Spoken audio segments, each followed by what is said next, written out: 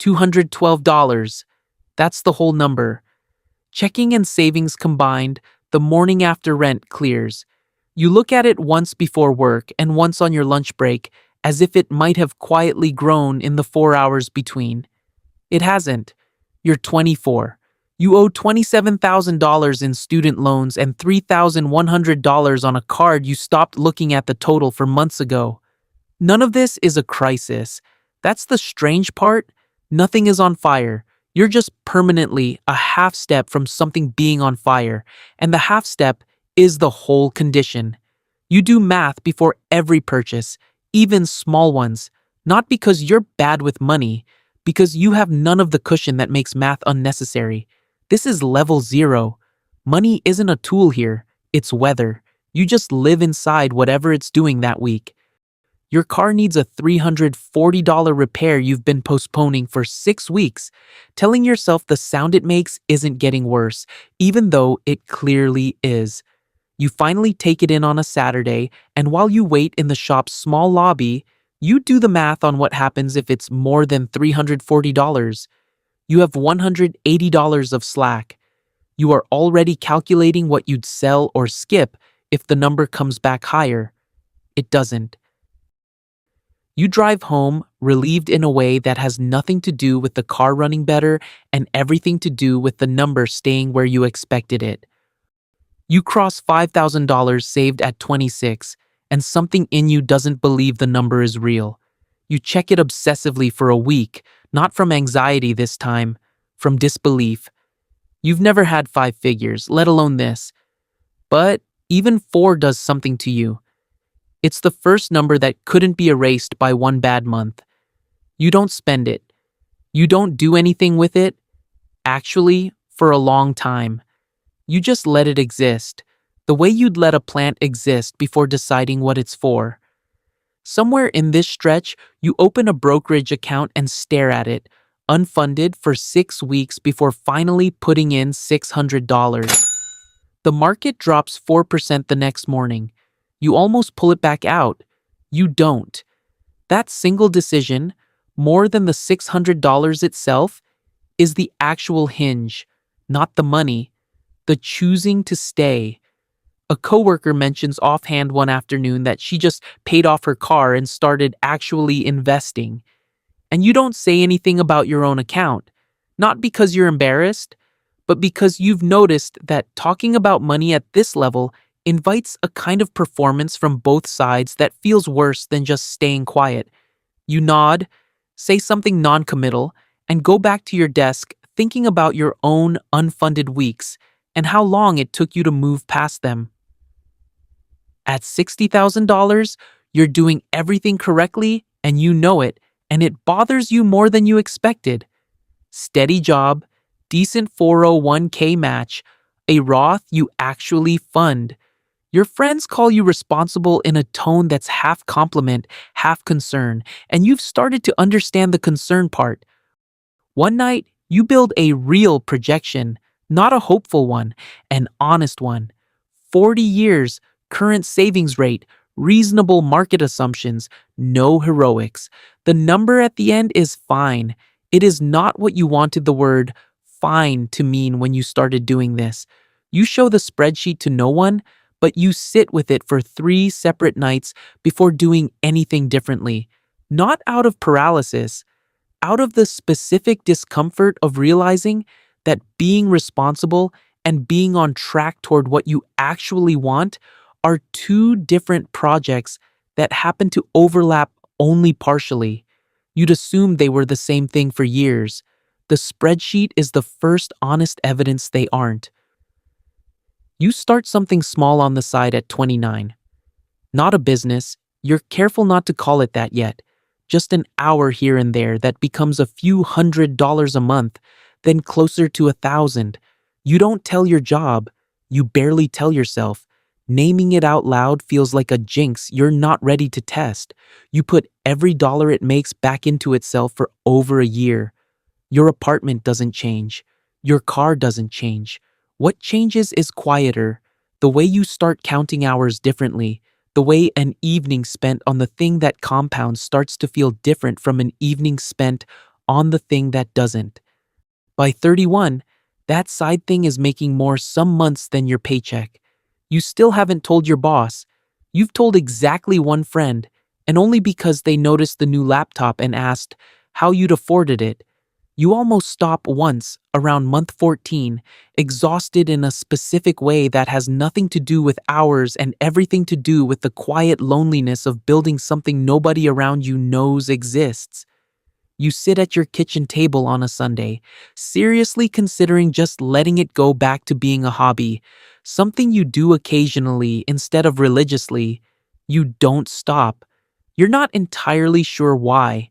In the moment, you just open the laptop and keep going, the way you have every Sunday for over a year at this point, and the tiredness passes the way it always does once you're a few minutes into the actual work. You cross $150,000 at 34, spread across a brokerage account, a small rental property with real equity in it, and the business that finally has a name now, even if only you and your accountant use it. You still drive the same car you drove at 26. People who don't know your numbers assume less of you than is true. People who half know your numbers assume more. Neither assumption is worth correcting.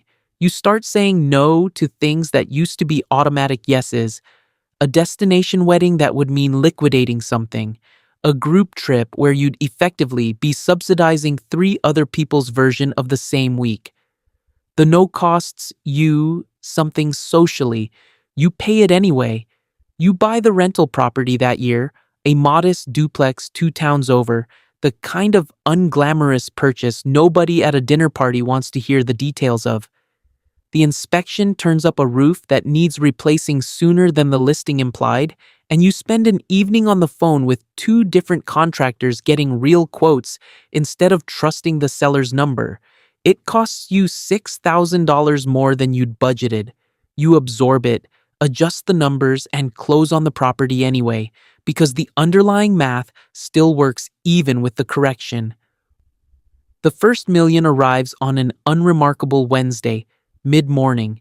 While you're in a meeting, you'll forget the subject of by Friday. You check the app between agenda items out of habit, not expectation, and the number has a 7th figure in it for the first time. You wait for the feeling everyone always implies is coming. What actually comes is quieter and slightly more clinical than you expected. $1 million at a sustainable 4% draw is $40,000 a year. That's not an ending. That's a starting line with better footwear. The milestone, it turns out, was never the destination. It was the receipt proving the method works, which is a different thing entirely from being finished. You stop attending certain rooms after this, not out of superiority. The pitch nights and networking mixers just stop fitting the shape of what you're actually doing now, the way a coat you outgrew still technically closes but sits wrong on you. You call your parents that weekend, mostly to check in, and end up telling them about the account crossing 7 figures almost as an afterthought, halfway through a conversation about something else entirely. Your father goes quiet for a second longer than feels natural, then asks if you're being careful, which is his way of being proud without having the vocabulary for it. You tell him yes, you mean it. You also don't tell him the actual number, and you're not entirely sure why, except that saying it out loud to your parents feels different from knowing it privately, and you're not ready for that particular kind of different yet. At $3 million, money finally stops being a source of background static. For the first time since $212, you don't check a balance out of worry. You check allocations out of curiosity. You hire a wealth manager, discover within a few months he's optimizing for his fee structure more than your outcomes, and replace him with someone who costs more and talks considerably less. You take a real vacation, 3 weeks, and go 5 full days without opening your email once. Nothing breaks in your absence. This, more than the number itself, is the actual milestone. The proof that what you built doesn't require you standing over it every hour to keep running. Somewhere on day 4, sitting outside with a book you're barely reading, you catch yourself doing the old math anyway, out of habit more than necessity, running numbers you don't actually need to run right now. You notice yourself doing it and, for the first time in years, deliberately stop.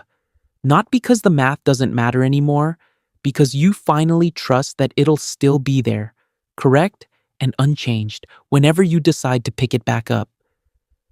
By $12 million, you're in rooms you used to only read about secondhand.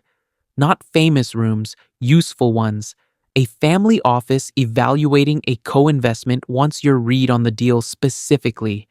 Not as a courtesy, but because your judgment has become a genuinely useful input separate from your capital. You make a decision around here that would have kept you up for a week 5 years earlier, and now just gets filed and moved past within the hour.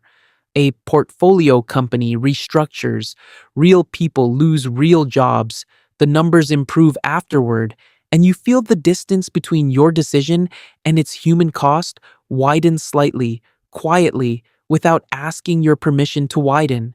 You notice the widening. You don't pretend you don't. That noticing, oddly, is the last thing that still feels entirely like you. You have dinner that same week with the one friend who's known you since the $212 days, one of the only people left in your life who remembers that version of you clearly. He asks, half joking, if you've gotten cold, meaning something by it that's not entirely a joke. You think about it longer than the question probably deserved. You tell him you don't think you're colder. You think you just make more decisions now that don't have room in them for the version of caring that used to slow you down. He doesn't fully buy the distinction. You're not sure you fully buy it either. At $40 million, you think in cycles instead of quarters. Credit cycles, demographic shifts, the slow, multi-year weather systems that determine which decade rewards patience and which one punishes it. You're wrong sometimes. Being wrong here means a position underperforms and gets rebalanced. It doesn't mean anything about your actual life changes.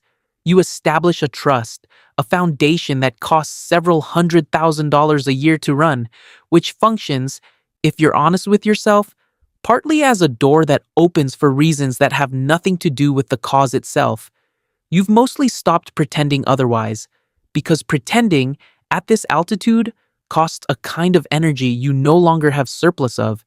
The lawyer drafting the trust documents asks you, almost casually, near the end of a long session, what you actually want the money to do once you're not the one making decisions about it anymore.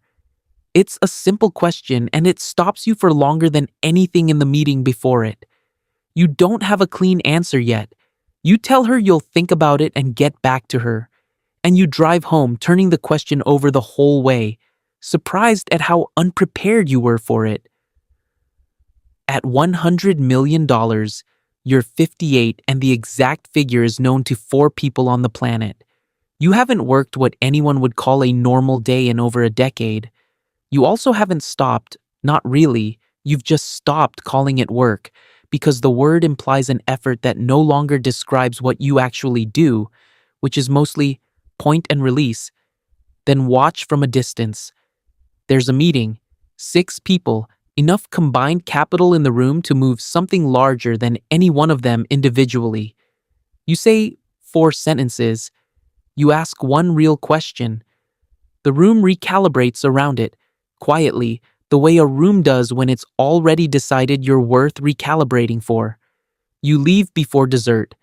In the elevator down, alone, you catch your reflection in the polished doors and think, briefly and without any particular emotion attached to it, about the version of you standing in a grocery aisle putting the good coffee back. You don't feel triumphant about the distance between then and now. You mostly just feel the accumulated weight of every ordinary decision that added up to it, none of them individually dramatic, all of them together, somehow this. Nobody in that room ever hears about $212. There's no reason they would. It isn't a secret exactly.